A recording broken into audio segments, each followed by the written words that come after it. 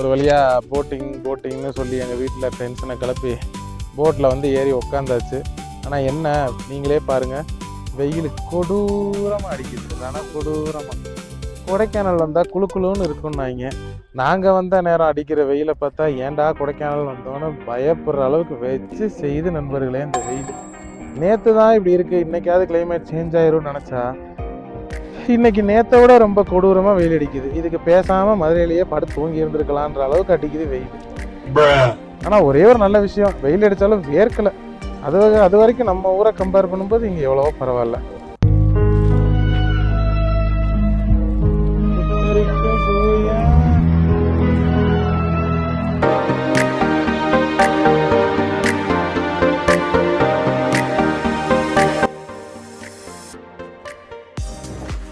நண்பர்களே, ஒரு வழியா ட்ரிப்பு முடிஞ்சாச்சு. ஃபேமிலியா நல்லபடியா வந்துட்டு நல்லபடியா கிளம்பிட்டோம் அப்படின்னு தான் சொல்லணும்னு ஆசை. ஆனா ஊராலேயே ஒரு முஸ்லிம் நடந்திருக்கு. அதே வீடியோல என்னன்றத பார்த்து தெரிஞ்சுக்கோங்க. நம்ம டூர் போனதோட எக்ஸ்பீரியன்ஸ் எப்படி இருக்கு? சூப்பரா இருந்துச்சுப்பா. ரொம்ப நாள் ஆசை நிறைவேறிடுச்சு. கொடைக்கானல் எப்படி இருக்கோ என்னமோன்னு நினைச்சேன். நம்ம நினைச்சதை விட ரொம்ப பிரம்மாண்டமாவே இருக்கு. அது யாரால நடந்துச்சு? என் மூத்த பையனால.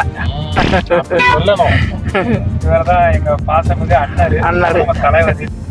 இவர்தான் எல்லாத்தையும் பாத்துக்கவும் செய்யறாரு. ஆமா, சிறப்பா டூர் கூட்டு போயிட்டு நம்மள சேஃபா கூட்டு போயிட்டு இருக்காரு. நீ பாராட்டுறியா இல்ல என்ன வாடுறியான்னு எனக்கு தெரியலையப்பா.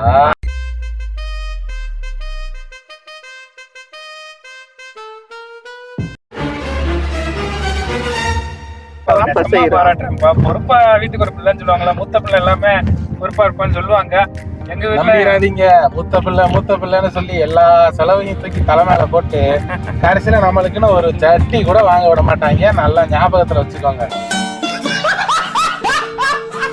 பிடிச்சதெல்லாம் வாங்கணும்னு தோணும்.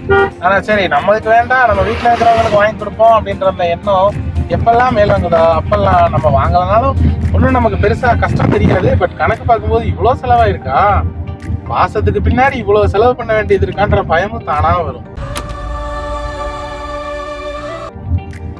தப்பு இல்லை, நம்ம வீட்டுக்காக தான் செலவு பண்றோம். இருந்தாலும் அதே மாதிரி செலவு பண்ணும்போது கொஞ்சம் உங்களுக்குன்னு சேவிங்ஸ் எடுத்து வச்சுக்கோங்க. காலம் போன காலத்துல நான் வந்து சேர்த்து வச்சு அப்படி இருப்பேன் இப்படி இருப்பேன்னு சொல்றதை விட அந்தந்த வயசுல கொஞ்சம் மிச்சம் பண்ணி பிடிச்ச மாதிரி எப்பெல்லாம் கேப் கிடைக்குதோ அப்பெல்லாம் என்ஜாய் பண்ணிருங்க. அதுக்குன்னு ஒரு வயசு வரும்னு காத்துட்டு இருந்தீங்கன்னா கடைசி வரைக்கும் காத்துட்டு மட்டும்தான் இருக்கணும். ஒரு வயசுக்கு மேல நீங்க நினைச்ச இடத்துக்கு போனாலும், இப்போ டால்பின் நோஸ் மாதிரியான இடமே போனாலும் நம்மளால கீழே இறங்கி ஏற முடியாது. ஸோ அந்தந்த வயசுல அதை அனுபவிச்சிருங்க நண்பர்களே.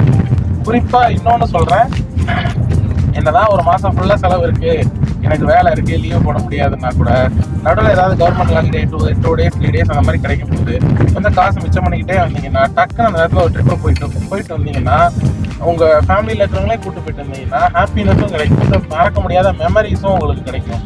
ஸோ எவ்ரி டைம் வந்து நீங்க ட்ரிப் அப்படின்ற அந்த ஒரு விஷயம் வெறும் வார்த்தை மட்டும் இல்லை, அது ஒரு பயங்கரமான எக்ஸ்பீரியன்ஸ். நீங்கள் எப்போல்லாம் உங்களுக்கு சோர்வு அடைகிறதா ஒரு நினப்பு வருதோ அப்போல்லாம் நீங்கள் ட்ரிப்பு போன மெமரிஸை கொஞ்ச நேரம் யோசிச்சு பார்க்க ஆரம்பிச்சிட்டிங்கன்னா தானா உங்களுக்கு அந்த கஷ்டம் மறந்து அந்த பழைய நினைவுகள்லாம் உங்களை ரொம்ப ரெஃப்ரெஷ்மெண்ட் ஆகும். ஸோ முடிஞ்ச வரைக்கும் எப்பெல்லாம் கேப் கிடைக்குதோ அப்பெல்லாம் ஒரு குட்டியாக ட்ரிப்பு ஃபேமிலியோட போனீங்கன்னா இன்னும் ரொம்ப ஹாப்பி தான்.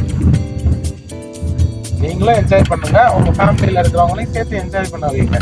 டபுள் ஹாப்பினஸ் கிடைக்கும். முடிஞ்ச அளவுக்கு முயற்சி பண்ணுங்க.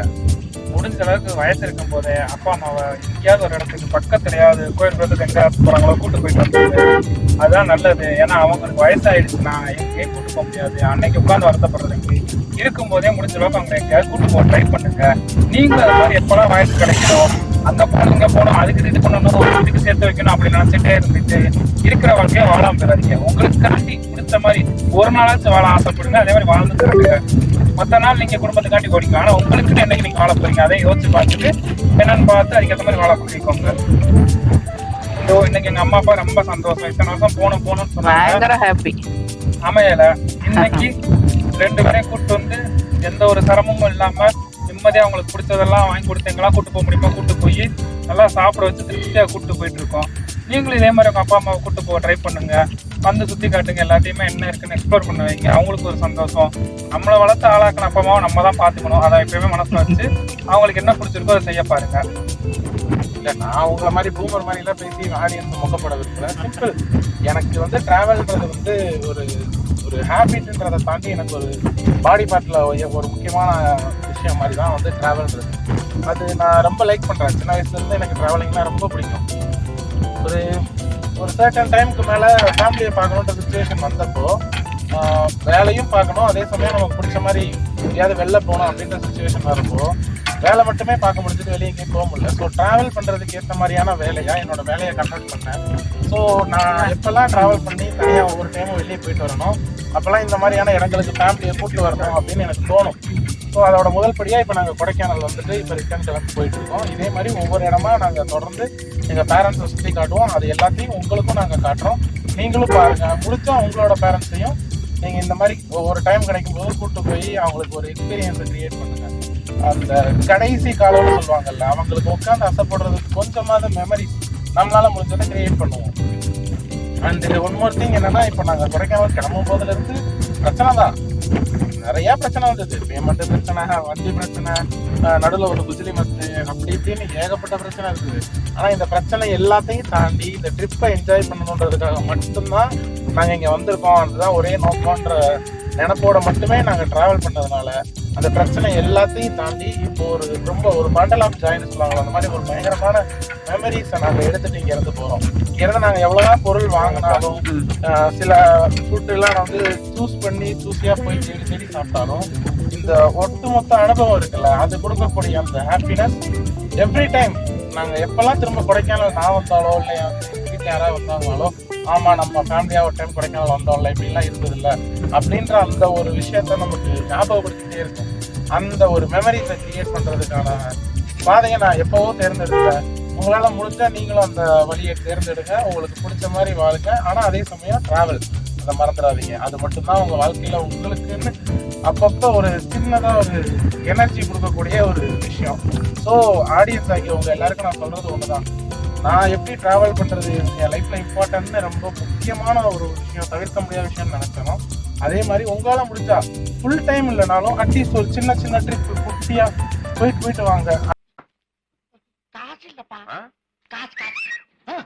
அது உங்களுக்கு ஒவ்வொரு டைமும் வந்து உங்கள் குடும்பத்தில் இருக்கிற பிரச்சனை, சோகங்கள் எல்லாத்தையும் மறக்கடிக்கிறதுக்கான ஒரு மந்திர சாவின்னு கூட வச்சுக்கலாம்.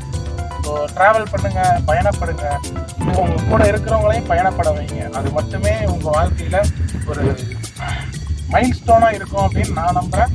ஆடியன்ஸ் ஆகிய நீங்களும் முடிஞ்ச வரைக்கும் எல்லாருமே, ஆடியன்ஸ் கூட சொல்ல முடியாது, அவங்க நண்பர்கள் எல்லாருமே உங்கள் பேரண்ட்ஸை, குறிப்பாக வயசான பேரண்ட்ஸை கடைசி காலத்தில் வருத்தப்பட வைக்காத அளவுக்கு நல்ல பசங்களாகவும் நடந்துக்கோங்க. அதே சமயம் இந்த ட்ரிப் அதையும் கண்டினியூவாக நீங்கள் முடிச்ச வரைக்கும் அப்பப்போ குட்டி ட்ரிப்பில் இருந்து கொஞ்சம் கொஞ்சமாக பெரிய ட்ரிப்பை எக்ஸ்டெண்ட் பண்ணிங்கன்னா கூட சந்தோஷம் தான். Thank you so much guys. மறக்காம இந்த ட்ரெண்டிங் சேனலை சப்ஸ்கிரைப் பண்ணி ஃபாலோ பண்ணி அப்படியே கமெண்ட் பண்ணுங்க. நெக்ஸ்ட் என்ன பேசலாம்னு தெரிஞ்சு அதையும் மறக்காம கமெண்ட் பண்ணுங்க. ஆமாம் கைஸ், உங்களால் முடிஞ்ச வரைக்கும் தொடர்ந்து உங்களோட ஆதரவை எங்களுக்கு கொடுங்க.